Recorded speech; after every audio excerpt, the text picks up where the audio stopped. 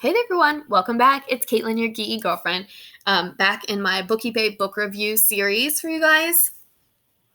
And I'm going to be reviewing the most recent book that I finished. And this is a book that was really special to me because this is a book that my dad, when I was growing up, raved about. Told me he loved it when he was little and always encouraged me to get it at the library, but my public library at home never had it. And I finally found it on the clearance rack at Half Price Books, the gently used bookstore that I frequent with my husband. We go there at least like twice a month, probably. And I always am looking at the clearance rack and seeing what I can find. And so this book just really resonates with me because it was something that was recommended to me by my dad. And I just think that's really special and really fun. Before we get started, go ahead and give me a subscribe and give me a like on this video at the end if you like it. And if you don't already follow me on Instagram, go check it out. Same handle, at your geeky girlfriend. And go find me on Instagram and give me a like and some comments and share your love, and I'll be happy to see you over there. So let's go ahead and get into the review. I'm going to be reviewing From the Mixed Up Files of Mrs. Basil E. Frankweiler. And like I said, this is a book that my dad read when he was in middle school, and he just absolutely loved it. It is I want to say it's a Newbery Medal winner. Yeah, it's a Newbery Medal Award winner for children's literature, and I have done children's book reviews on here, and then I have a whole channel I have a whole separate YouTube channel, Rave Reads with Mrs. McClure, where all I do is read children's books. So if you have children or want to go check out those books, I have a whole separate YouTube channel devoted to reading picture books and doing read-alouds of some of my favorite classic children's literature books. So make sure you go check that out. This is a children's literature chapter book, and I was finally able to get my hands on it on the clearance rack, and I enjoyed it. It wasn't the best book that I've ever read, unfortunately. Like, I wasn't completely blown away. I was expecting something a lot different. The book opens up with a letter from Mrs. Frankweiler to her attorney. And so you kind of expect it to be like this murder mystery, trying to figure something out. And it's definitely not that at all. So I was kind of a little bit disappointed, but it is children's literature, so you have to keep that in mind. So essentially the plot is these two children decide that they're going to run away from home, and they go to New York City, and it's set in the 60s, which was when it was written. And it recently celebrated its 35th anniversary with this copy that I have.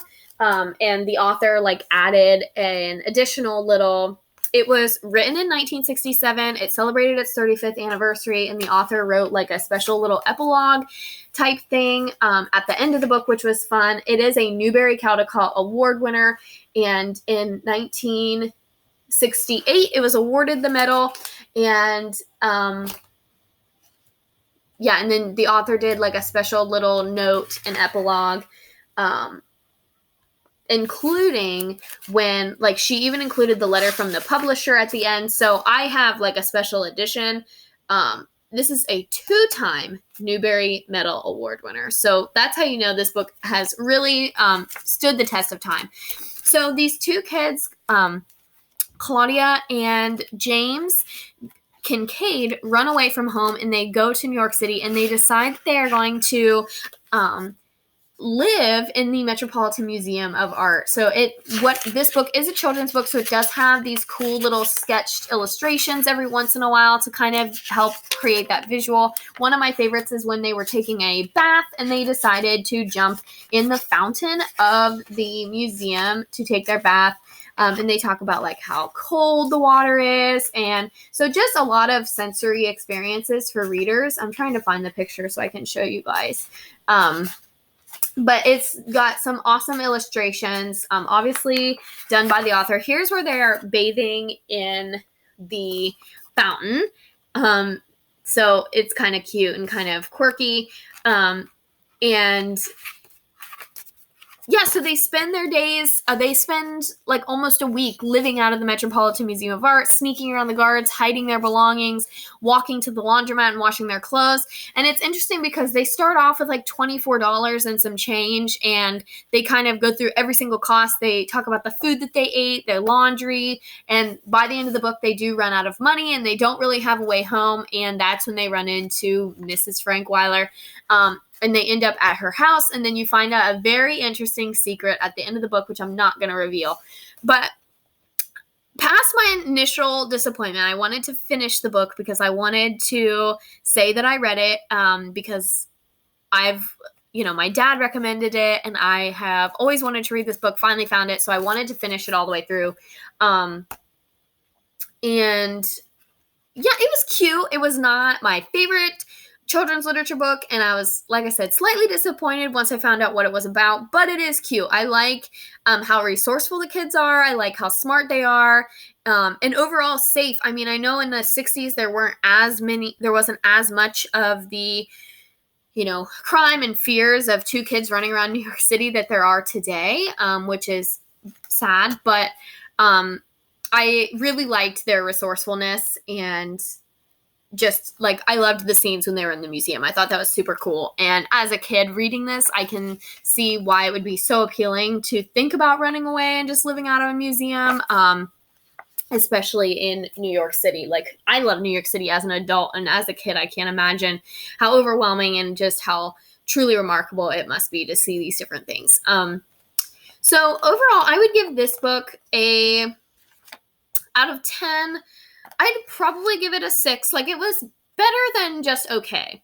So I was, like I said, not so sure in the beginning, but the ending really solidified it for me. I really liked the ending and the surprise twist at the end. That like really was what made it better than okay. I liked the illustrations, and I overall liked everything that they did in the museum. It was just the beginning. I was slightly disappointed that it wasn't what I thought, and it took me a little bit to figure out what was going on, kind of in because of the perspective. The perspective is told through Mrs. Frankweiler. So she's writing this story, and it takes you all the way to the end to figure out how she knew the story. So that's kind of it. I was a little bit confused at first, but like I said, the end really wraps it all up and brings it all together, and was really what solidified it as better than okay for me. So I was really happy to be able to share this experience with my dad. He didn't even remember it that well because he read it so long ago. But once I started recounting the events, he was like, oh yeah, I remember that. I really liked that part. And so we had like a nice little talk about it, and I was really happy that I finally got my hands on it to be able to read it. So thanks, Dad, for the recommendation.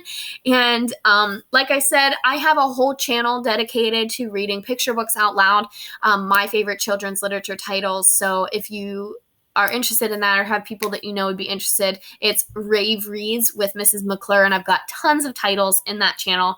And as always, keep it with me here in this channel in my Bookie Babe series, because we've got more book reviews coming very soon. I am halfway through my 2021 12 books in a year challenge, and I've got another one that I'm halfway through. So as always, keep it here, subscribe, let me know what you want me to read in the comments, and I'll see you guys in the next video. Bye-bye.